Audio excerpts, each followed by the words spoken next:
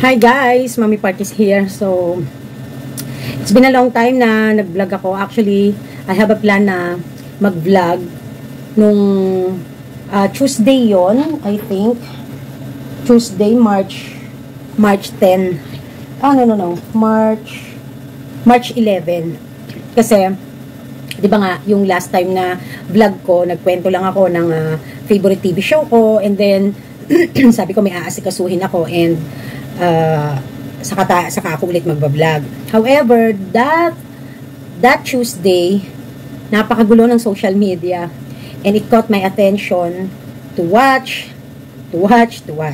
But before I discuss it, sa nagtatanong kung ano daw yung masasabi ko sa pagkaka-aresto kay former President Duterte, mag-shoutout muna ako and then mag-update muna tayo sa store.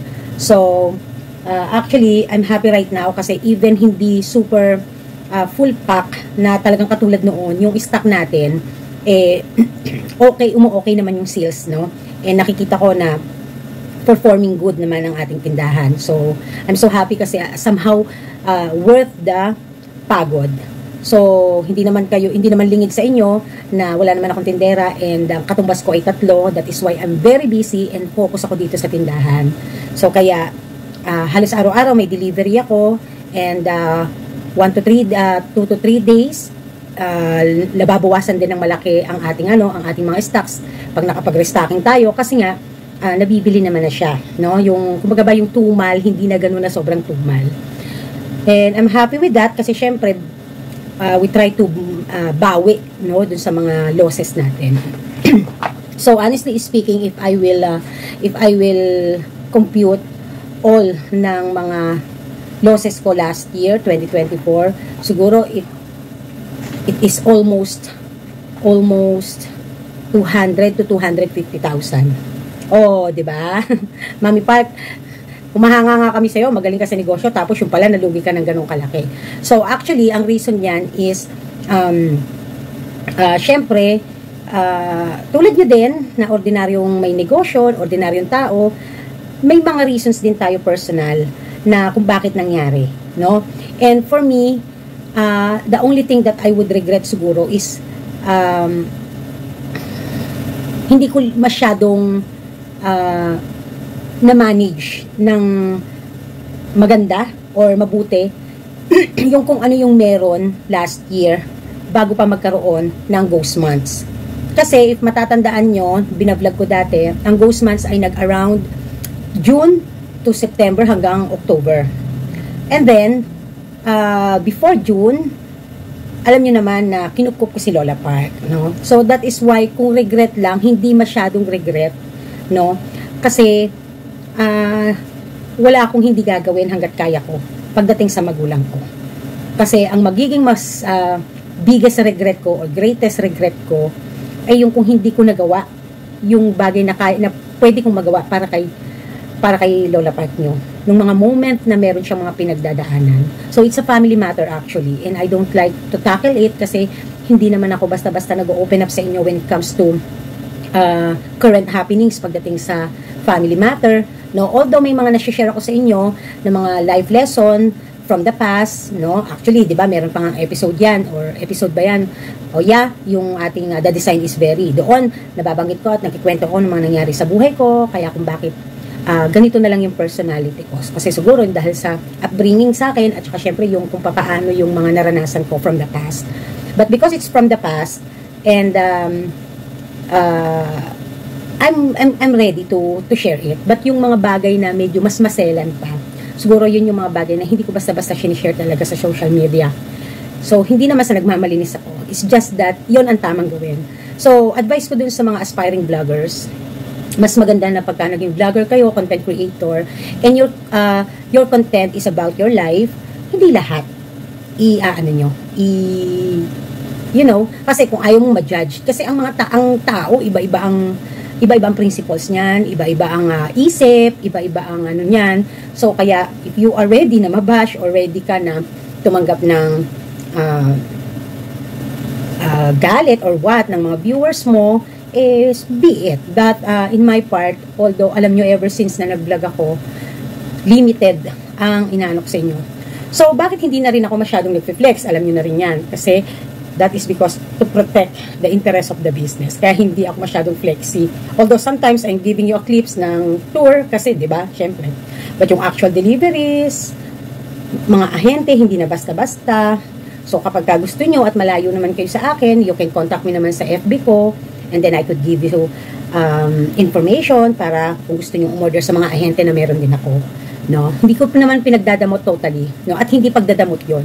It is for protection of the interest of the business. Okay? So, sana naunawaan ng iba, naiintindihan ng lahat. So, today, umalis si Daddy Pat. Pag umuwi ng Manila yan, bumibili na yan ng dishwashing. So, dito kasi, nagkaroon din ng tindahan ng dishwashing na yung, parang sabon ng bayan, parang ganon, na po pwedeng mag-refill. Hindi naapektuhan ang sales ko when it comes sa ganyang usapin na kahit nagkaroon dito ng sabon station, parang ganon, no? Actually, malapit lang yun dun eh. Nagkaroon ng sabon station, hindi naman naapektuhan. Kaya naman, patuloy pa rin kaming humahango ng Almighty. Kasi talagang gamit ko rin yan, no? Yan na din talaga yung kineri ko na brand. So, pakita ko sa inyo konti, yung pinamili ni Daddy Pat. So nga pala guys, flex ko lang Eto, dumating kanina yung Coke. Hindi ko alam kung bisor ba siya or on duty area. Kasi matagal na ako nagre-request ng kila Kuya Joseph, yung ahente ko ng mga Coca-Cola products. Yung nagdi-deliver dito ng alak at soft drinks. Matagal na ako nagre-request ng chiller. So, hopefully, mabigyan ako ng additional chiller. Mami, aanhin mo pa yung chiller? Ang dami-dami, ang laki-laki naman ng chiller mo. Ano ba pakialam nyo? 3 taon na nga akong nagre-request sa EKC ng chiller. Nabago daw kasi ang mga namamahala at nag-area, kaya kanina nagpunta dito. Ito muna yung binigay, no? So they advising me to display 1.5 or I don't think so I could display it kasi the thing is kapag nabangga, baka mabangga nung nagdadaan na pag nagdi-deliver ng yelo, mababagsak, no? Pero di-display pa rin tayo ng mga Coca-Cola products yan kasi kaya nga tayo binigyan ng ganyan is meant yan para dyan. Actually, sabi ng Daddy Park nyo, Honey, naglagay ka na naman dito. Kiniklearing nga natin itong daan na to kasi nga, ang yelo pag dumadaan, nababangga niya yung mga ibang bagay-bagay. So sabi ko, yan ang request, yan ang gusto ng taga Coca-Cola. So nagpunta kanina nga dito. Ayan, so ganyan lang muna yung inano ko. Okay, so punta tayo dito. Ito yung isa. So, kung mapapansin nyo, wala na akong sabon. Nag-order na ako ng laman yan. So, hindi ko alam kung, ang sabi ko kay Ate B, yung asawa ni Kuya Joseph, kasi diba may grocery din sila. Doon ako kumukuha, diba, yung mga truck-truck na groceries ko. Nag-renew ako. Sabi ko, kahit sana mauna yung sabon at saka Sunrocks. So, ito yung kinuha ni Daddy Park, kasi sabi ni Daddy Park sa akin, ano daw ba yung gusto ko. May natira pa kasi ako guys na ganyan. So, hindi ako umorder. Ang in-order ko ay 3 sako ng pink. So, yan, aayusin ko pa yan. Nakita nyo, ubus talagang mga sabon dito. Grabe.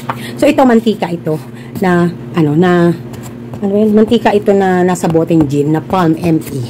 So, nagdi-deliver ng egg dito. So, kaya, sa ngayon, 2 beses nang hindi humahango si Daddy Park sa Santa Maria. So, si Daddy Park po kasi ang namimili. Hindi po ako basta nakakalabas. So, ito naman po yung iba. No? Ang in-order ko po ay 10 bucks. 3 dilaw at saka 7 box ng green. Okay? So far, ayan. So, kanina, nagpapuno na tayo. Lahat yan. Puro mga kasalo yan. No? Tapos, bukas, kukuha pa tayo Sabado. Meron din tayo sa rep puno. So, yung mga 8 ounce din natin, pinunan na natin yan. Tapos, meron pa doon sa malapit sa rep, nakatago lang doon. May 2 case pa doon. So, yan. Okay? So, kamustahin naman natin ice cream natin. So, ito yung ice cream natin na stock. Pera pa yung punong-puno yung ice cream natin doon sa harapan, yung display. So, guys, maraming tumaas sa Ace Ice Cream, especially yung mga, yung mga stick. So, ito, yung mga ice pop niya tumaas. Lahat mga popsicles and ice cream sticks. Tapos, ito yung promo nila. Kapag nakakuha ka ng 6 bucks pataas, may free kang ganito. So, lagi akong may free. So, yung iba nandoon. So, hindi ako bumibili, Chocomalt to eh. Hindi ako bumibili ng Chocomalt, hindi ako mo-order kasi alam ko nga, yung mga orders ko, may free ako. Kaya yung instead na yung order ako ng Chocomalt talaga, ang nabibenta kong Chocomalt ay yung mga free ko. So, kung maalala nyo dati sa mga vlogs ko, watermelon yata dati, yung naging free na kaganito din. So, naiipon ko yan. So, kaya kahit walang kuryente subsidy, meron naman kaming nakukuha talaga, no, ng mga pa-free niya, ng mga pakulo ni Ace. Ayan, no. So, nilalagyan ko siya ng, kung makikita niyo, nilalagyan ko siya ng mga pangalan para, kasi punong-puno nga doon, para dito na lang ako magre-refill, kukuha. At saka din doon sa ilalim din ng ice cream na natin. Ayan, so kaya, natuwa din ako na hindi na to kinuha kasi pinababata ko na to, pinapakuha ko na to sa Ace delivery. Sabi niya, ma'am, baka magagamit mo pa, gamitin mo. So, ayan na nga, nagamit nga, no? So, ito yung galing kay Lola Park, no? Ayan. So, dalawa yung in-issue ni Ace na yun nung mag-open tayo kay Lola Park. Yung isa nilagay natin dito at yung isa kay Lola Park. And then, nung nagsara sa Lola Park, yun nga, nilagay natin dito. Okay? So, bukas, baka mamili ng bigas, may mga pamimilihin pa rin tayo, no? So, ang ginawa kong diskarte para ma-allocate ng maayos ang pera is, hindi ako masyadong nag-overstock. Kasi, unang-una, ito tip, kapag, lagi ko naman sinasabi, kapag alam yung 2 times a week or once a week ang inyong ahente, pwede, at permes, stable, pwede kayong kumuha ng sapat lamang para yung iba, magagamit nyo pa sa iba na mga items. So, ito pa yung isang box ng M.E. na mantika. Ganito yan. At binibenta namin ito ng 38 pesos. Yan. Marami kaming kumuha yan. Kasi napakabili. Ayan. Okay. So, sa tinapay guys, weekly talaga, nakaka 5K ako dyan. No, nakaka 5K na ako.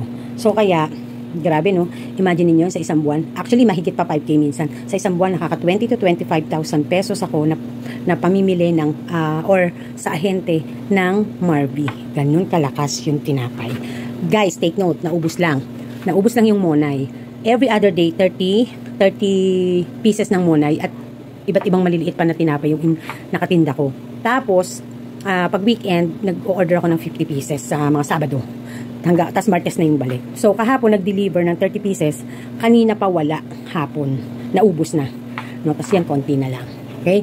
So, ito yung ice cream natin. Puno yan. Puno din sa ilalim yan. So, baka sabihin nyo, nagjo-joke lang ako. Saan nga natin? Oh, ayan, di ba? Okay na. Punong-puno yan. Kalat-kalat yan. Punong-puno yan. Kasi, ayan, nahulog yung basahan. Asan na yung basahan? Malinis naman yung basahan. So, puno yan. So, yun yung mga kilos na ano sa inyo. So, bukas may deliver pa ako ng alak. Kasi, bungal-bungal na yung alak ko. So, diba? Bungal-bungal na. Okay? So, punta tayo sa opisina.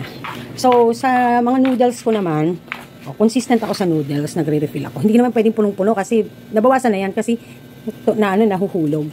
So, may stock pa tayo yan sa ilalim. Hindi na rin kompleto yan, no? So, yan. So, good thing na lang yan. Talagang permis din ng agent natin yan. Okay? So, dito pa yung stock natin ng tinapay. So, mapapansin nyo, konti ang dilata ko. Why? It is because, sulpot ano na naman yung acting agent na force. Kasi, wala na naman.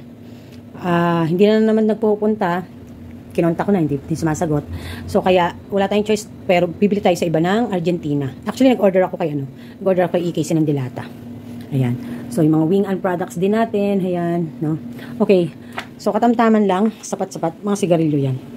Okay? Tapos, andito pa yung iba natin na mga, ito, marami tayong mga, mga nesty. Kasi baka yung last year, tuwing summer kasi, nagkaka-out of stock lagi. Okay? Ayan. Kailangan kong mag-vlog ng naka-charge kasi lobat. Ito, ko guys, no? Hindi ko na pinakita yung nandito. Okay lang yan. Mga Nestle products weekly binabayaran ko sa Nestle 8,000 almost 9,000. So sa Nestle products di pa kompleto na Nestle products yun guys, imagine niyo. So tulad ng sabi ko sa inyo ng nakaraan, ang stocks ng Mami Park ay almost 200,000, 250,000 ba? Ano ba yung pagkakasabi ko, nakalimutan ko. Ang gulo no, ang galaw paano ba? Wait lang, ayan, ako na lang yung mag-a-adjust. So, almost 200,000 yata yung pagkakasabi ko na tinanggal natin yung mga stocks natin, yung binawasan natin. Ang worth ay almost 200. 200,000 nga. Ano ba yung nakalagay? 200,000. Halos 200K. So, hindi naman ibig sabihin ay yung ating purchases in a month ay nabawasan. No? So, kasi si Mami Park, nagwo-worth ang purchases natin ng halos 700,000 in a month. Bukod pa doon sa meron tayong stock na nasa around 350,000. Almost. All in all na yon. So, halos nagbawas tayo ng 200,000 sa stock. Pero it doesn't mean na yung purchases natin ay nabawasan din. No? So, madalas tayong mamili. Actually, si Daddy Park ang madalas lumabas. Halos araw-araw umaalis, namimili. No? At halos araw-araw may delivery tayo. Hindi halos, ganun pa rin yung purchasing capacity, yung power. However, yung stocks binawasan natin. No? Kasi nga, hindi naman kailangan mag-overstock dahil matumal. Dahil yung sales nabawasan. Okay? Nagets po ba? Okay. So, ngayon, mag-shoutout na tayo kasi nag-update na tayo. Okay? Okay. Shout out to BG Support Group. Hello, BGs. Good morning. Sabi naman ni Donna Alexandria ba? Judith Ramos. Hi, Mami Park, nag-storytelling ka na. Alia Craze Benevista Berga. Hello po, shout out sa'yo. Kamusta na po? Ito, okay naman ako. Ricky Anuevo, nice story, Mami Park. And ito yung pag-uusapan natin ngayon. No? Sabi ni Venus sa Batang, Mami Park, ano naman ang masasabi mo sa pag-aresto kay former President Rodrigo Roa Duterte or FPRRD? Alam nyo, hindi ko alam talaga kung magbablog ako. So, like what I said sa una natin, it's Tuesday those time eh. March 11, wala ako dito halos maghapon sa store. Nasa labas ako kasi may inaasikaso kami sa unit, sa ating establishment, sa ating landlord, at sa ating permit, no? So, kaya hindi ako aware, no, sa mga nangyayari. Sabog na pala ang sabog ang feed ko ng tungkol kay President Duterte. So, 9 days ago. Wait lang. 1, 2, 3, 4, 5, 6, 7, 8, 9. Okay. So, the next day, dapat magbablog ako. Dapat magbablog ako talaga nung Tuesday, March 11. Dapat magbablog ako. Kaya lang, nung makita ko nga yung feed ko, parang may kaguluhan. And then, pagod na pagod ako. So, kaya ang ginawa ko, nagpahinga muna ako. 2 days after, or 1 day after, itong, ni Venus Abatang, nag-pop up sa akin. Noong una, hindi ko muna masyadong sineseryoso eh. Yung mga panonood, yun. Tapos, nung nag-comment si Ma'am Venus Abatang, nagka-interest ako. No, ang tagal, nanood ako 1 week, di ako makatulog, nag-iisip ako, gusto kong malaman yung mga umiiral na batas, justice, ganyan, ganito, ganyan.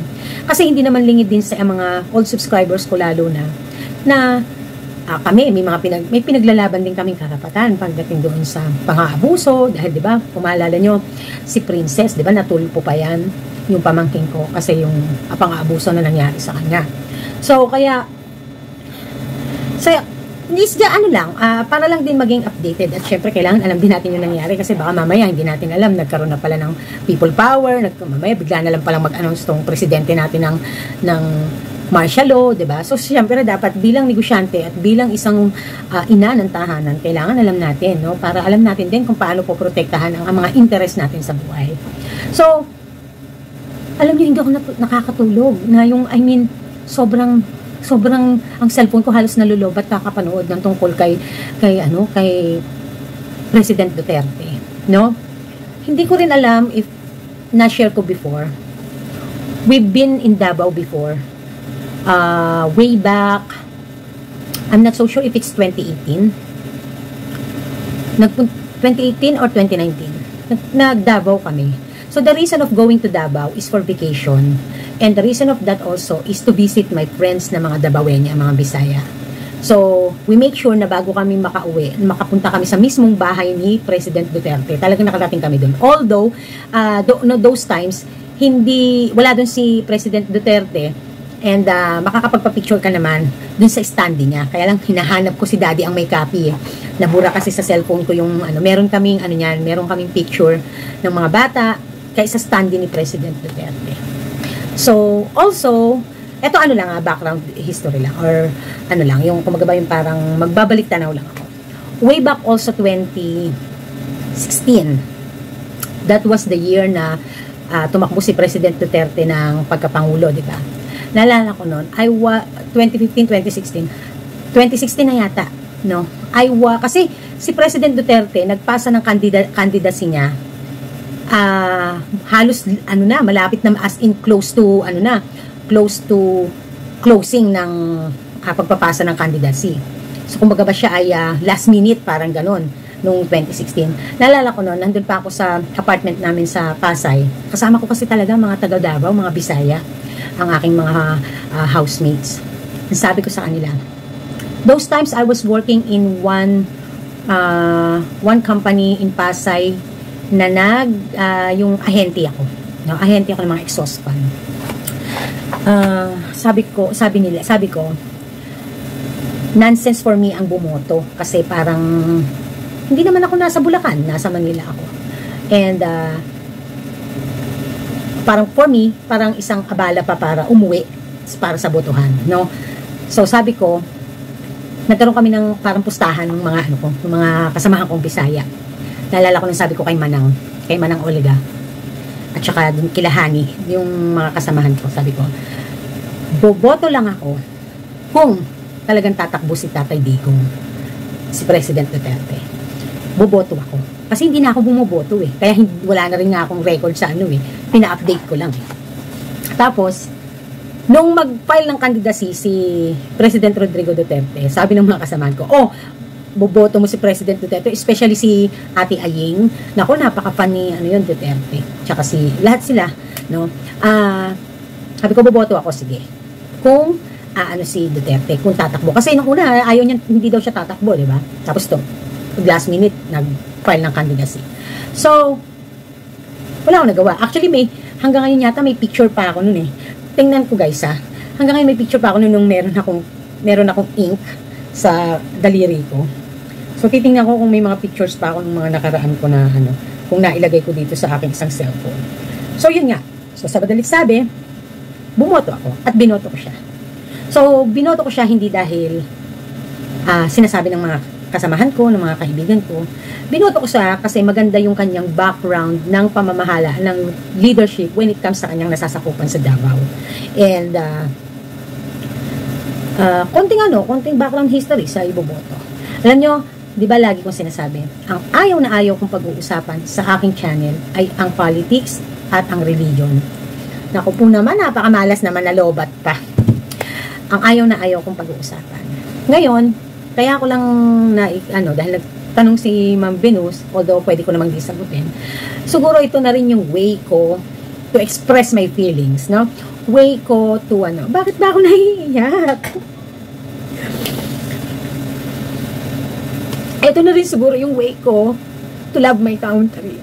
At alam niyo yan, na lagi akong nagsasabi sa inyo na pagdating sa batas, susunod tayo, ganyan. Lalo na kung nasa negosyo tayo, ganyan. Alam nyo yan, lagi ko kayong sinasabihan. So, pinili ko siya personally. Kasi ako pagka bumoto ako, may nasa kabilang, hindi ako straight magboto. Meron sa kabilang side, meron sa kabilang side. Meron sa kabilang side, meron sa kabilang side. Hindi ako straight na bumoboto.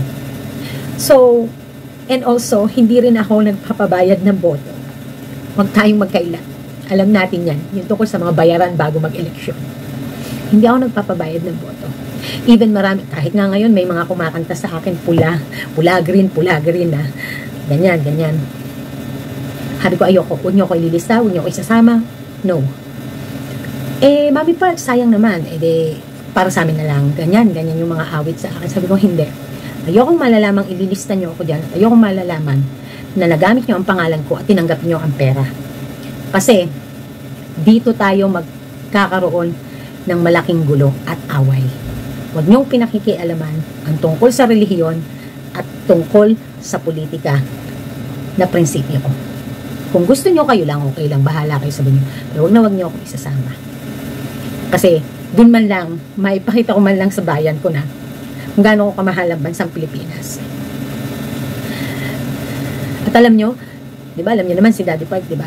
Bukod sa reason na napakahirap din ang pag-apply para makapunta ng Canada, hindi ko gusto doon. That is the truth. Hindi ko gusto doon. Gusto ko makarating doon just for just for ano lang, tourist. Pero hindi para yung living sa bansa na yon. Why? Wala nang masasarap pa sa pagtira sa sariling bansa sa Pilipinas. Although, oo, yung iba, hindi nila gusto kasi yung mga pangyayari, yung wala kang security, wala kang ano. Kanya-kanya naman tayo ng opinion eh. Sabi ko nga sa inyo, kaya ayoko pag-uusapan ng gobyerno, ang politika, ang relihiyon, kasi nga, alam kong marami ang hindi asang-ayon sa akin, marami din ang iba ang opinion. So, ginagalang ko yun. Kaya, much better na hindi dapat pag-usapan na lang, no? Kasi, total naman, tindahan naman ang ano natin, di ba? Talaga ang niche ng vlog natin. Anyways, itong mga nakaraan, puyat na puyat ako. Hindi lang dahil sa pagod, sa hirap sa pagtitinda, kundi dahil sa yung pagmamahal ko kay President Duterte. No? Kasi hindi ko naman yan kinakam out eh. Hindi ko talaga kinakam out. Actually, this is the very first time na nagsabi ako ng ano ko, yung pagmamahal ko sa kanya. Very first time talaga sa history ng buhay ko na umiyak ako sa isang presidente, hindi naman niya ako kilala, hindi naman niya ako kaano-ano. No? I never had a chance to meet him personally. Even his wife or ano, sa gate lang nila sa Davao at sa standee lang niya ako nakaabot. At alam ko maraming katulad ko ang ganun din yung naranasan na kahit hindi siya nakita personally, mahal na mahal siya. At kitang-kita naman natin yan sa nangyayari ngayon. No? Ang masasabi ko lang, talagang itong panahon na to, napaka-bullshit talagang panahon to. No? Mula sa negosyo, mula sa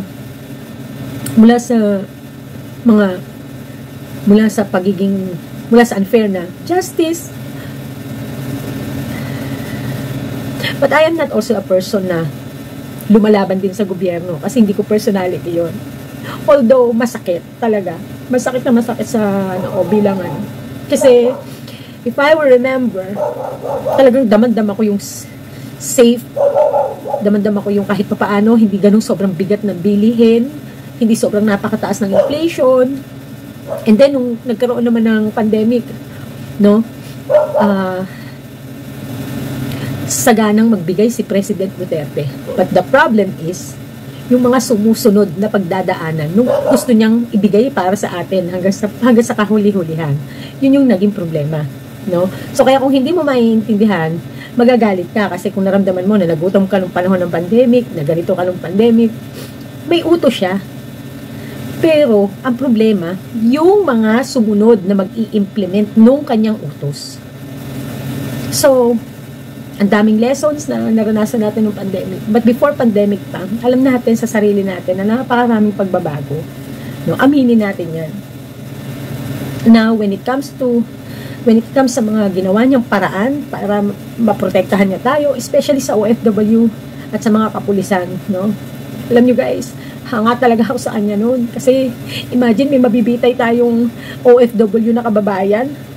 Pero, isang salita lang niya, di ba? Talagang susunod ang bansa na kung saan nandoon yung mga kawawang Pinay na mga OFW. Imagine that. So, walang ganun mga nakaraang administrasyon. Siya lang talaga. Siya lang, kahit di ako OFW, siya lang. Eh, ate ko OFW yan, di ba? Yung kapatid ko, yung nanay ni Princess. So, kaya masakit sa akin bilang siguro parang anak niya na makikita ko siya na gano'n. Talagang pinanood ko lahat. Ultimo sa mga vloggers na nagbablog, mapa-against, mapa-antay, mapa-ano. Sasaktan talaga ako. Talagang parang may isang magulang. No? Alam nyo kung gaano ko kamahal ang magulang ko, di ba? So, if I see my father or if I see my parent like that, how they treat like that sa kabila ng ano, masasaktan ka talaga. And also, yan kasi si Tatay Digong, parang ano yan eh, kaya nga Tatay Digong tawag sa kanya, di ba? Yan kasi si Tatay Digong, parang ano yan eh, isang strictong magulang.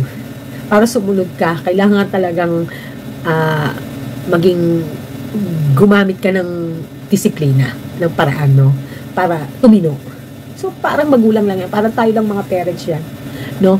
Hindi natin po pwedeng i-spoil ng mga anak natin kasi magiging salot ng bayan yan balang araw. Kaya doon sa mga magulang nung before na may war on drugs, nagkaroon ng warning at nagkaroon talaga yan ng ano na nagkaroon pa nga ng curfew eh. I know that kasi that was the time na kapag kami mga bumibili sa akin na lagi ko sinasabi, gabi na, hindi kayo dapat nasa daan kasi may curfew tayo, ganyan. No? So, ikaw bilang magulang, those times, dapat you are responsible to your kids, especially if they are minor age, no? Dapat, alam mo, dapat ang mga anak mo naiipon mo na bago pumatakang, bago dumilim, bago mag-agaw dilim. Kaya kami ganito dito, stricto kami.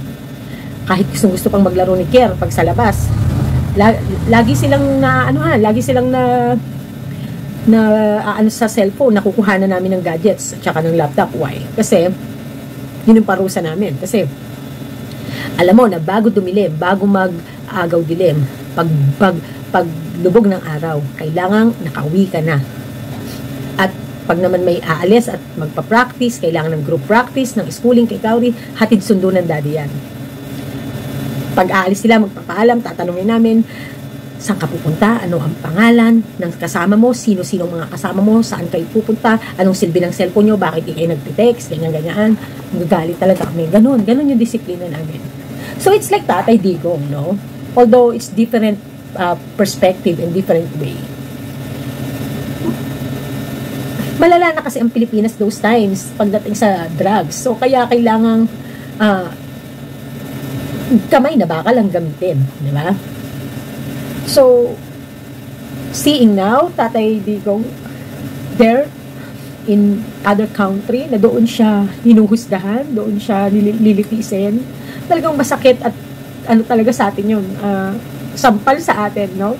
How can you now be proud, di ba? Parang ganon. Sabi nga ni Daddy, kasi idol niya yun, si PRRD.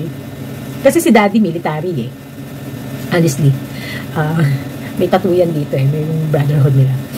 Kaya si Daddy kahit saan magpunta dito sa Pilipinas, lalo na pag nakikita yung tattoo niya at alam nila yung tattoo na yun, alam nila yung ibig sabihin ng tattoo niya dito sa braso, may mga bumabati dyan, no? Hindi naman sa pag-ano, oh, you are military sir, ganyan. Inaano siya, ginaganon siya talaga. Even mga police, even mga ano, pag nakikita siya. So, kahit si Daddy, nalulungkot siya, no? Kaya lang kasi hanggang ano lang naman eh, hanggang opinion lang tayo, hanggang comment lang tayo. So, alam kong sa inyo, hindi kayo lahat na manonood ko pro Duterte or what, it's totally fine, it's totally okay. Ginagalang ko yan, naiintindihan ko. Hindi ko na lang din talaga din mapigilan na ilabas yung nasa sa loob ko. That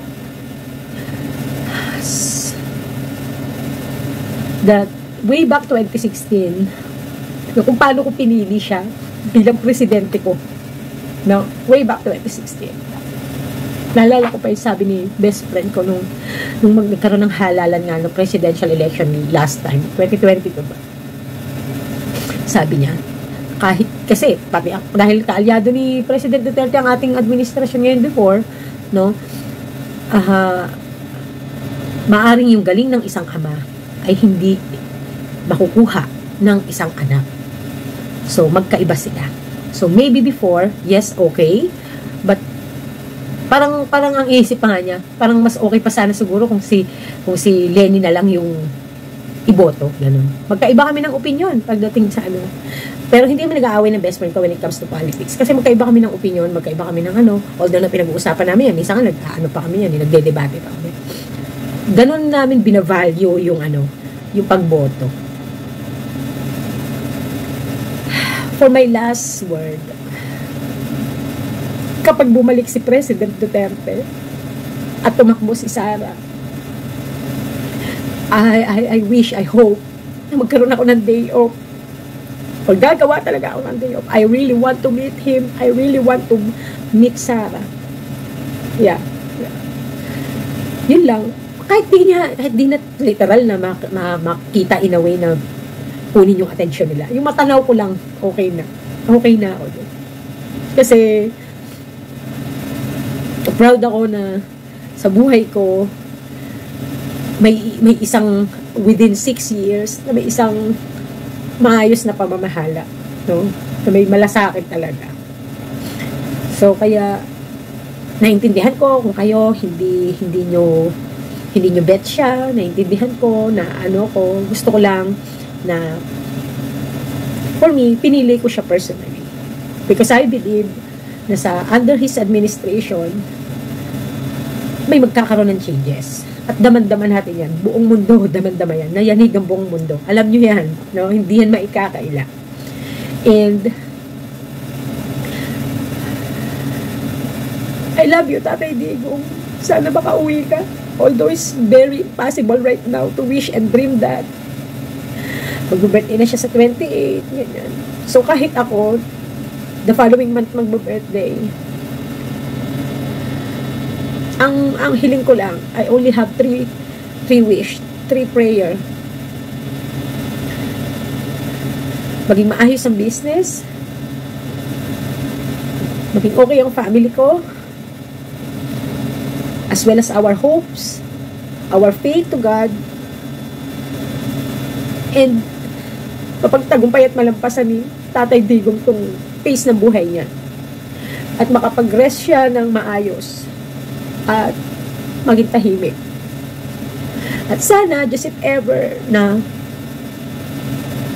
Ma'am Sara will push through election of or being candidate in presidential, sana katulad din siya ni Tatay Digong yung gano'ng pagmamahal sa Pilipinas. No? Yun lang. Hindi ako umiiyak sa politiko dahil politiko yan. Pinili ko lang siya talaga personally. Pinili ko siya. At may mga binoto din naman ako sa kabilang side. No? May mga binoto din ako sa kabilang side. Sabi ko nga sa inyo hindi ako straight bumuboto. Meron akong personal na pinipili sa kabilang side, sa ganitong side, sa kabilang side.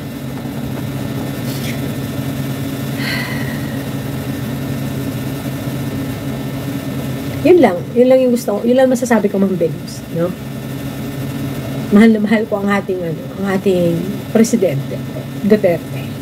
And that is my prayer and wish on my birthday. Na malagpasan niya yung pace na to. Na maayos. At sana justice natin maging maayos. Yun lang, ayoko nang umiyak, ayoko nang mapuyat, ayoko na. Akalain mo yun, hindi naman nila tayo kilala personally, hindi naman nila alam personally.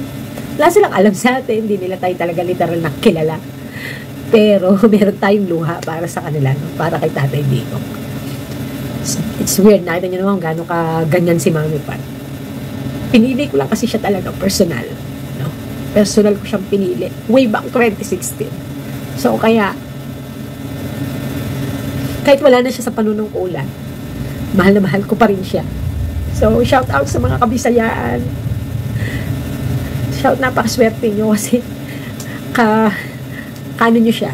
Bisaya si Tatay at kayo din, di ba?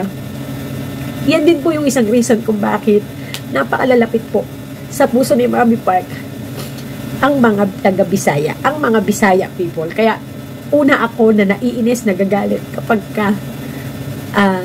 nabubuli sila. No? Ako yung isa sa mga nagagalit, sumasama ang loob. Kasi, I got friends na mga Bisaya, na nagmalasakit din sa akin, no? Mga panahon na I was in Manila, and also, ang dami kong subscribers na mga Bisaya at yung iba pa ay nasa iba't ibang panig ng mundo. So, kaya malalapit talaga sila sa akin. Maayong buntag sa inyong tanan, no? Ang dami kong mga natututunan words. Murag, ganyan lang mo. Murag imong noun. Nalala ko nun, sabi sa akin isa kong kasama Bisaya. Unsa ka man na? Ayaw good magtingog. Ganyan nila ako. Palihog naman ga. Meron pa nga, bakulod, no? Ganyan. So, kaya, yun lang. Bye. Uwi na ako. Sana okay lang si Tatay doon. Bye-bye.